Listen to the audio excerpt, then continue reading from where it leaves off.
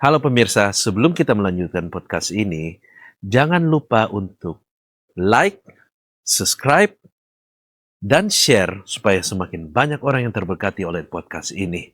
Dan apabila memiliki saran dan kritik ataupun pertanyaan, silakan komen di bawah ini atau menghubungi kami di email yang tertera di deskripsi kami.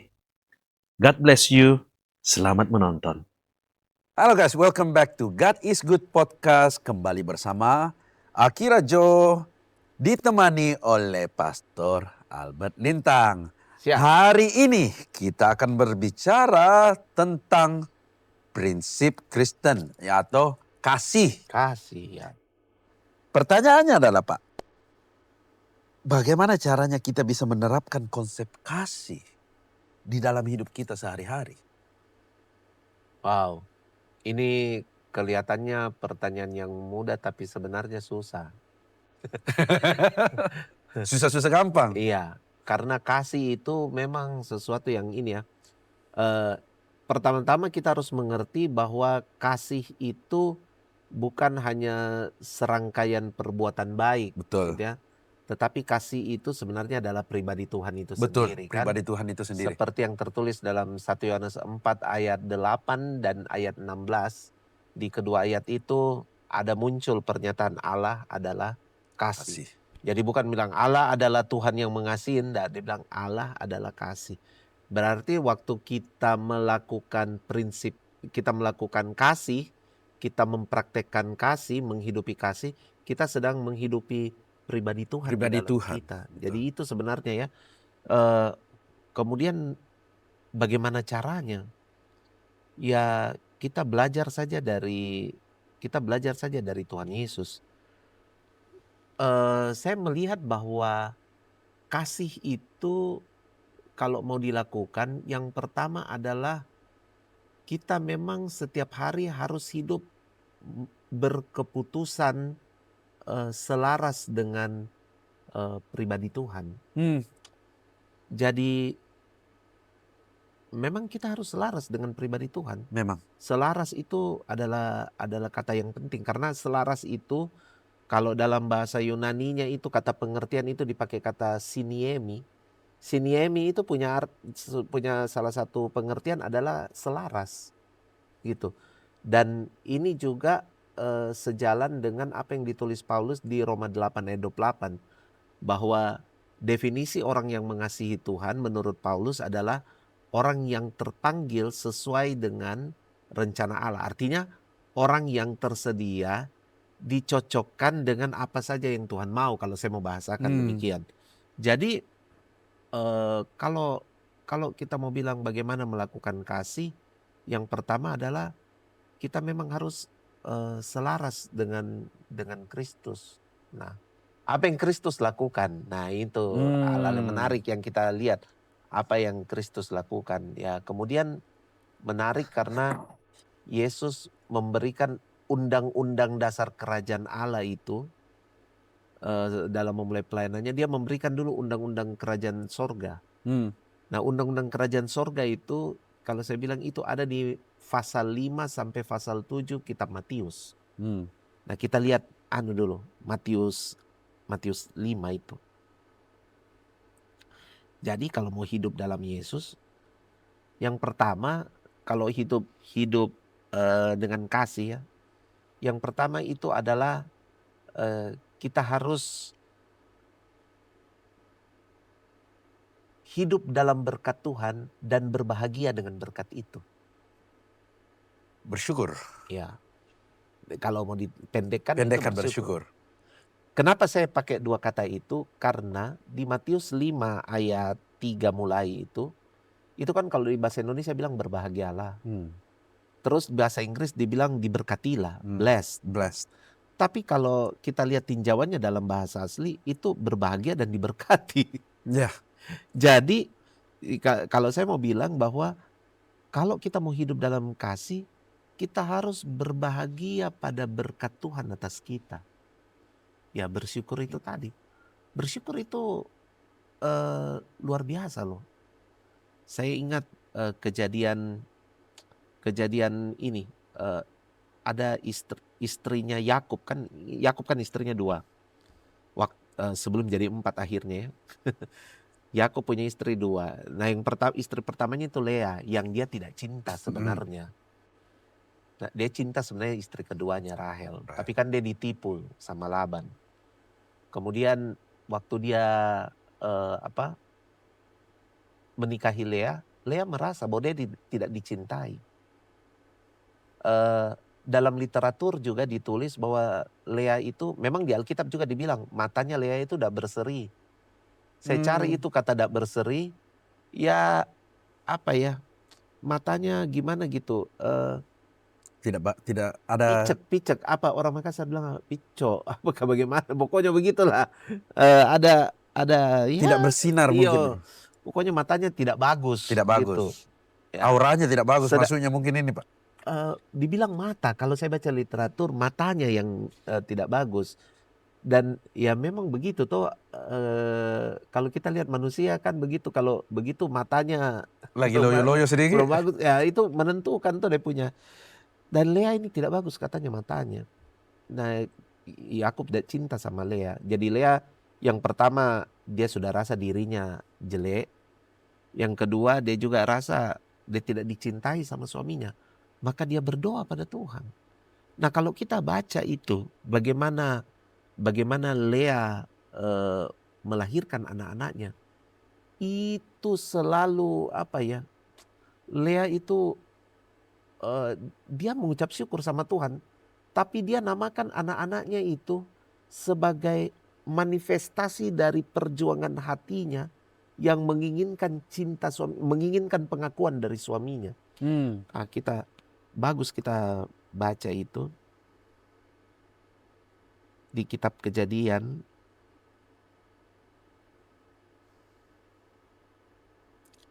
Kalau kita lihat tentang matanya Lea itu ada di Kejadian 29 ayat 17 ya. Lea tidak berseri matanya, tetapi Rahel itu elok sikapnya dan cantik parasnya. Aduh, Rahel unggul banyak memang.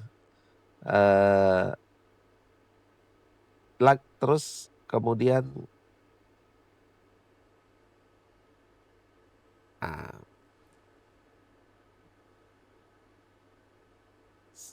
anak-anak, ya Lea mengandung. Kejadian 29 ayat 31. Ketika Tuhan melihat bahwa Lea tidak dicintai, dibukanyalah kandungannya, tetapi Rahel mandul.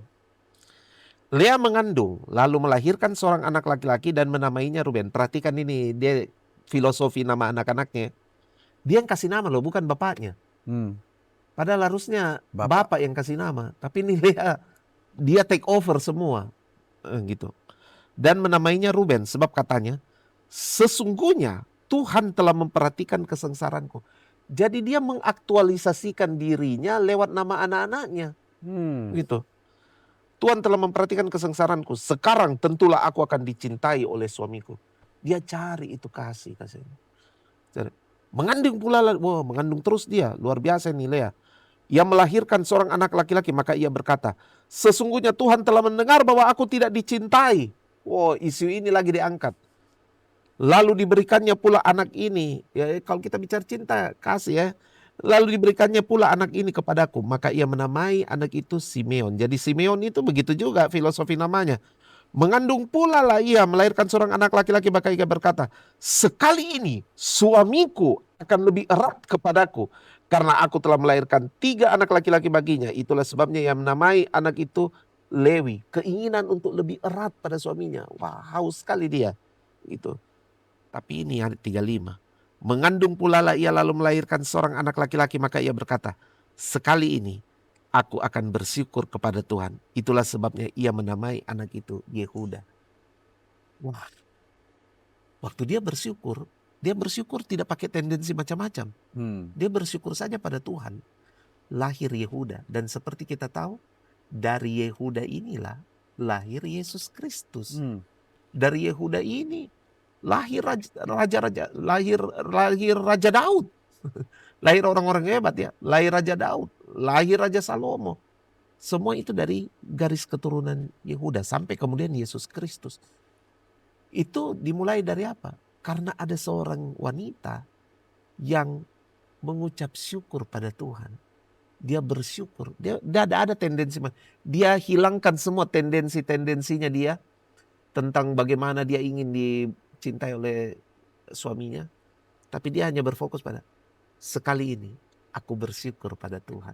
Begitu dia bersyukur, pengaruhnya itu sampai Sampai generasi ke sampai generasi. dari lintas generasi. Wah, itu menurut saya luar biasa. Jadi ini hal yang pertama, kita harus berbahagia pada berkat yang Tuhan berikan kepada kita. Lalu kemudian hal yang kedua, kalau kita baca Matius ini, bahwa kalau kita mau berbahagia pada apa yang diberkati menjadi berkat kita, bacalah itu dari ayat 3 sampai 12 itu ya. Itu tidak usah diterangkan satu persatu. Tapi yang kedua, ketika kita mau hidup di dalam kasih, kita masuk pada undang-undang kerajaan sorga yang kedua, bahwa Yesus bilang gini, kamu adalah garam dan terang dunia. Garam dan terang. Saya suka karena Yesus tidak memulai narasi terang dulu, baru garam. Tapi Yesus memulai garam, baru terang. Inilah salah satu bentuk manifestasi melepaskan kasih Kristus yang luar biasa. Karena sifat garam itu, kalau dia mau berfungsi, dia harus tidak kelihatan.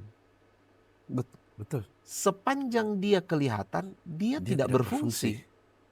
Jadi untuk melepaskan fungsinya, dia harus melarut. Dan kalau dia melarut, dia tidak kelihatan. Kalau kita mau melepaskan kasih, kita harus belajar jadi garam. Dengan kata lain, kita harus belajar untuk mengikuti apa yang Yohanes katakan tentang perkataan Yohanes Pembaptis di Yohanes pasal 3. Yohanes Pembaptis berkata, biarlah Yesus semakin besar dan aku semakin kecil. Biarlah dia semakin besar, biarlah dia bertambah-tambah dan aku semakin berkurang-kurang. Wah. Mau tidak kita mau menjadi garam? Sekarang saya tiba-tiba ngerti kenapa garam ya. Iya, karena itu tindakan kasih itu. Garam itu memang identitasnya kita. Tapi juga itu merupakan kesediaan, identitas kita itu ternyata adalah ketersediaan kita untuk hanya memperlihatkan Yesus saja. Jadi kita mengasihi seperti Yesus mengasihi itu ya jadi garam. Saya alami ya, saya melayani belum lama. Tahun ini baru tahun ke-30. Di tahun ini saya melihat bahwa kalau ada hal yang Tuhan dewasakan pada saya dalam perjalanan pelayanan saya adalah bagaimana selalu menyadari bahwa kau itu garam. Gitu.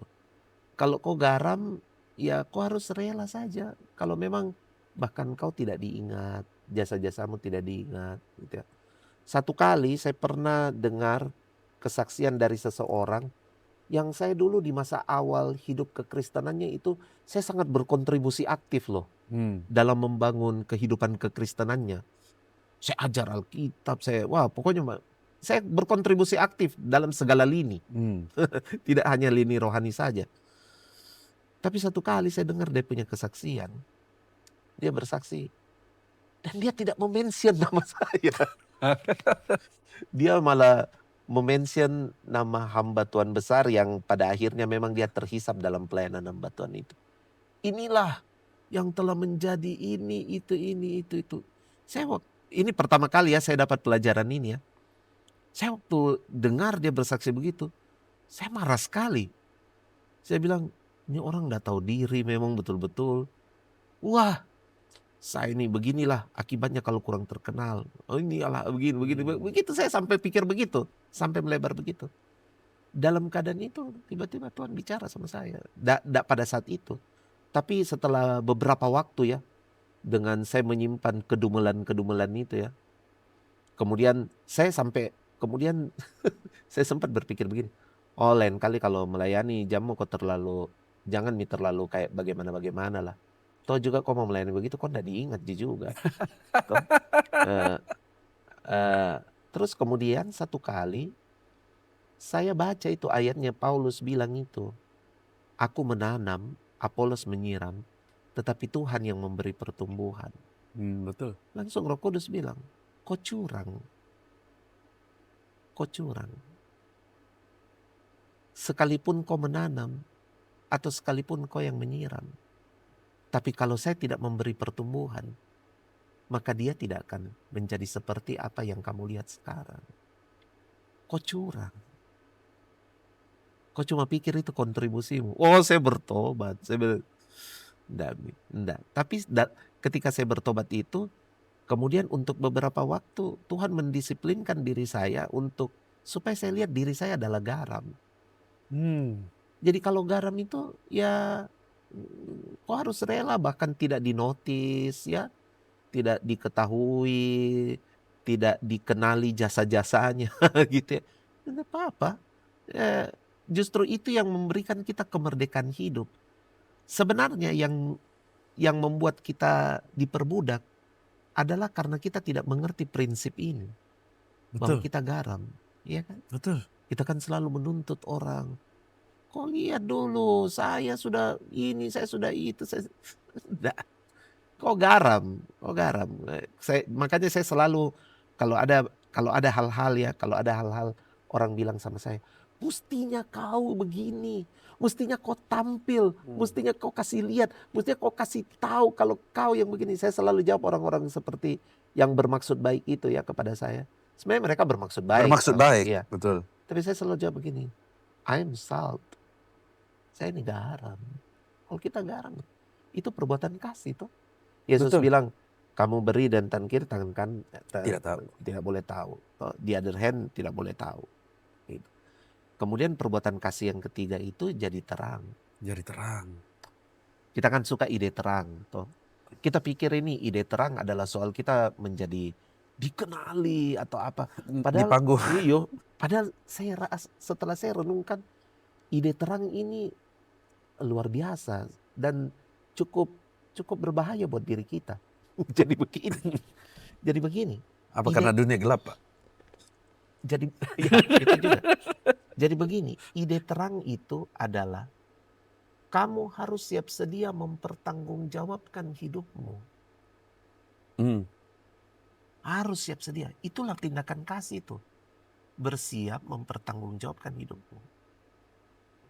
Jadi memang kalau kita terang, kita tidak bisa menyembunyikan apapun. Sudahlah kepada Tuhan. Tapi kepada sesama pun kita tidak bisa menyembunyikan apapun. Karena itu pasti akan diterangkan sama Tuhan. Akan disingkapkan. Dan perbuatan kasih kita menyangkut terang ini adalah bagaimana kita menjaga, bagaimana kita dapat mempertanggungjawabkan hidup kita. Supaya hidup kita itu betul-betul memang hanya membawa terang Kristus. Saya selalu bilang di nasihat pernikahan ya. Kalau saya mengkonseling orang yang mau menikah. Saya selalu bilang begini. Please janganlah itu kamu sembunyi-sembunyi selingkuh atau apa. Saya selalu bilang, saya terbilang terang-terangan. Please janganlah lakukan itu. Karena apa? Karena kamu hanya mempermalukan diri sendiri.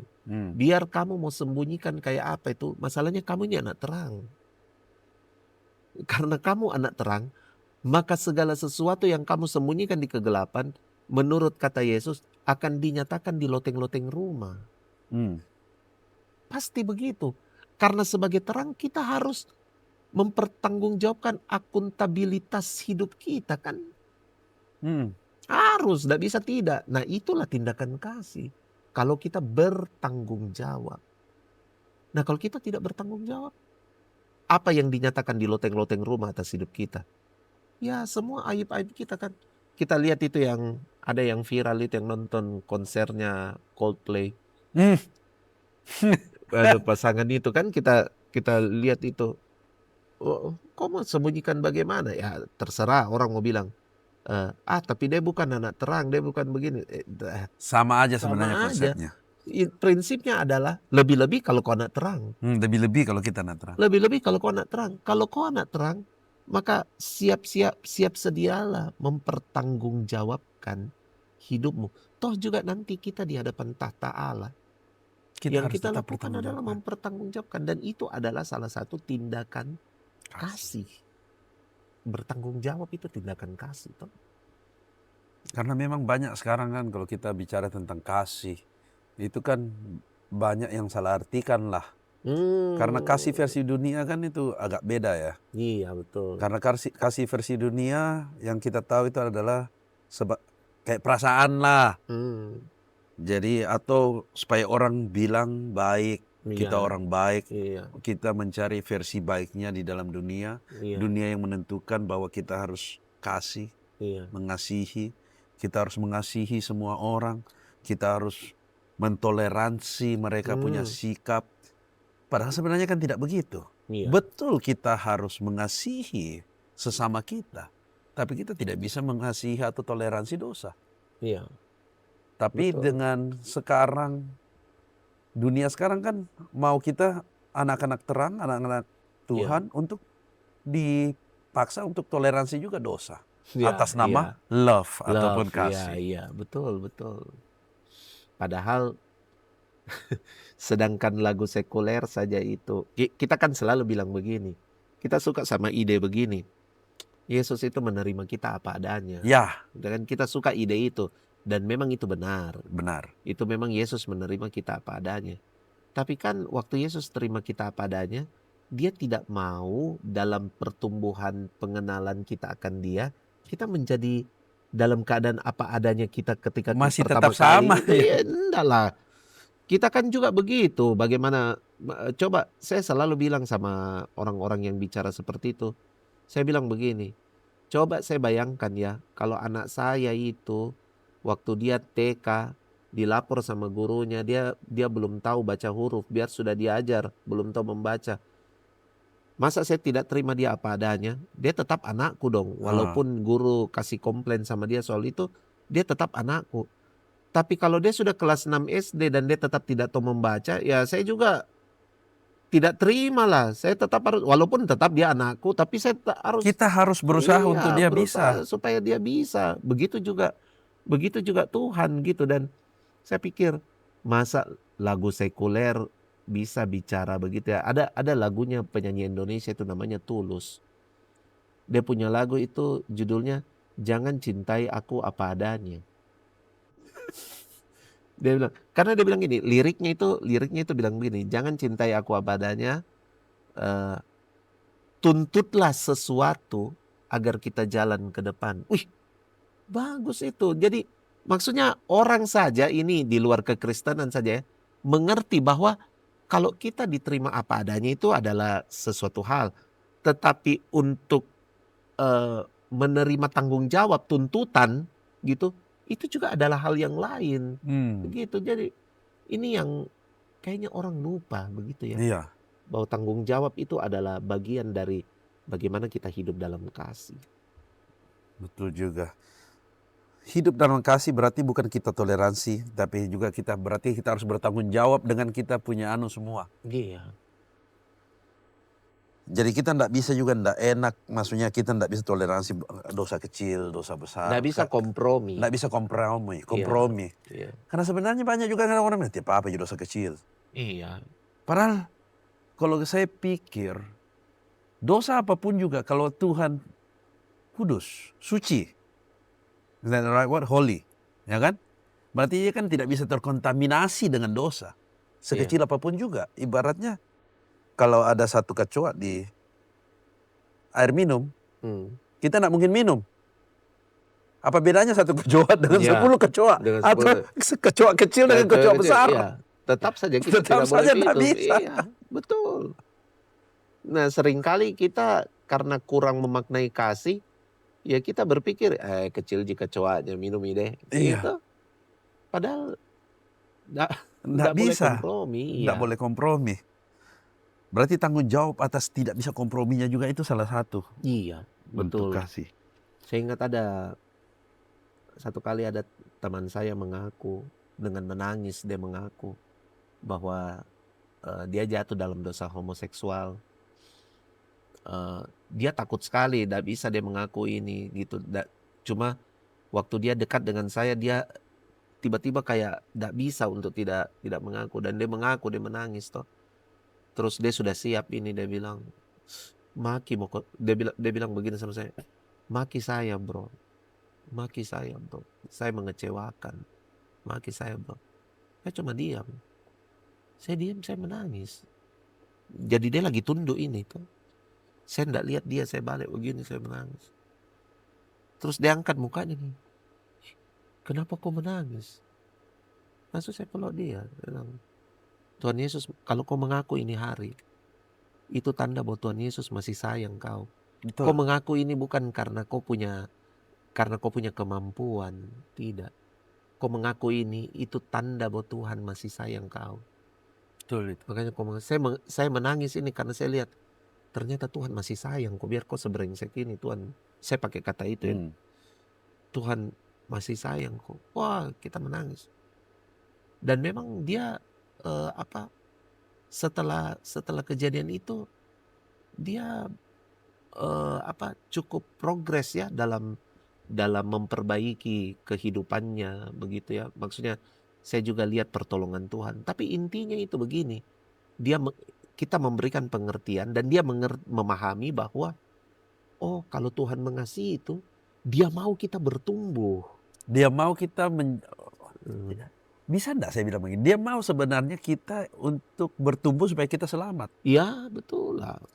Maksud dari pertumbuhan kan itu untuk kita sampai selamat, itu kan artinya sampai ke tujuan. Sampai ke tujuan. Ya, jadi kita bertumbuh itu supaya kita sampai ke tujuan kita. Sampai ke Ya, tujuan. betul lah. Karena memang kan balik lagi sebenarnya kita harus mengerti tujuannya Tuhan sebenarnya. Tuhan Yesus terutama datang untuk apa? Iya. Jadi kalau mamanya kita bilang Tuhan menerima kita apa adanya, tapi kau mengalami perjumpaan dengan Tuhan Yesus waktu datang untuk apa? Ya. Tuhan Yesus datang itu bukan untuk accept kita apa adanya. Dia datang untuk memberikan kita perubahan supaya kita kembali ke Dia. Bukan saja hanya itu ya, maksudnya memang Tuhan datang itu memang pertama-tama adalah dia datang untuk mengambil kita, memindahkan kita dari gelap kepada terangnya yang ajaib ya. Kemudian dalam tindakan itu dia menunjukkan bahwa dia mengasihi kita dan menerima kita apa adanya gitu.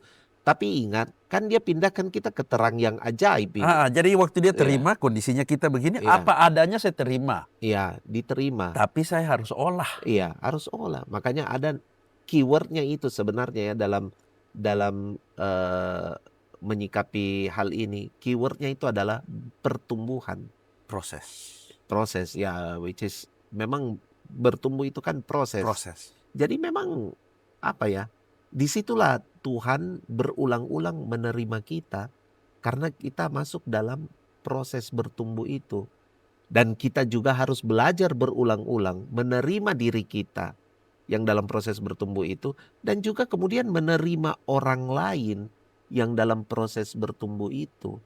Gitu. Itulah hidup dalam kasih, itulah mempraktekkan hidup dalam kasih, karena kita bertanggung jawab tuh.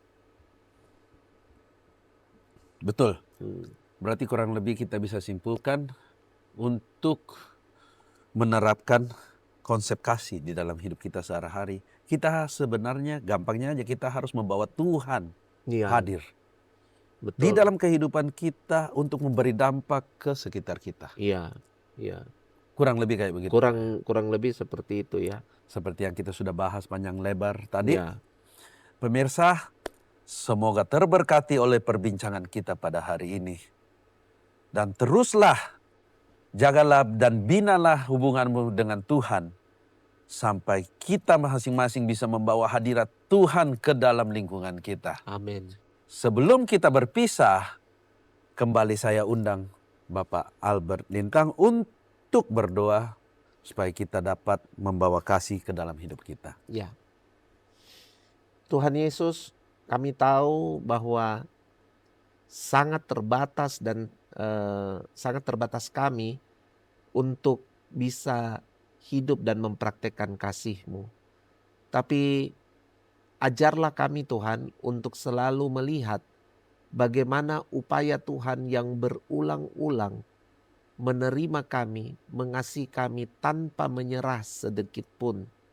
Sehingga Tuhan dengan menyadari tindakan Tuhan ini, kami juga akan memanifestasikan hal tersebut dalam hubungan-hubungan kami dengan orang-orang ya Tuhan. Bahwa beginilah cara Tuhan mengasihi diriku. Tuhan tolong kami ya Tuhan. Hamba berdoa buat mereka yang ada dalam keadaan terluka atau ada dalam keadaan pahit hati karena minimnya kasih dialami dalam kehidupan. Kami berdoa agar di dalam nama Yesus ketika mereka melihat podcast ini, mereka dijamah oleh Tuhan. Mereka kemudian dibangkitkan kesadaran bahwa Tuhan sungguh-sungguh tidak menyerah atas hidup mereka. Tuhan tetap mengasihi mereka. Dan biarlah mereka menanggapi apa yang dilakukan Tuhan atas hidup mereka, yaitu mengasihi mereka. Terima kasih ya Bapa dalam sorga.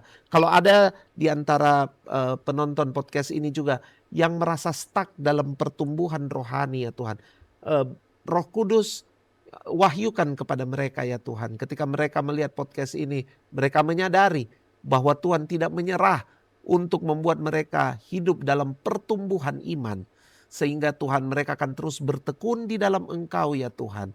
Sampai Tuhan Engkau boleh berkata kepada mereka bahwa aku telah menerima engkau. Engkau boleh mendapat tempat berada bersama-sama dengan aku, memerintah bersama-sama dengan aku. Terima kasih ya Bapa dalam sorga. Kami berdoa di dalam nama Tuhan Yesus agar Tuhan jamah setiap orang yang menonton podcast ini dengan kasih-Mu yang luar biasa. Di dalam nama Yesus kami sudah berdoa, haleluya, amin. Amin. Terima kasih pemirsa, sampai ketemu lagi di next episode God is Good Podcast. Bye-bye.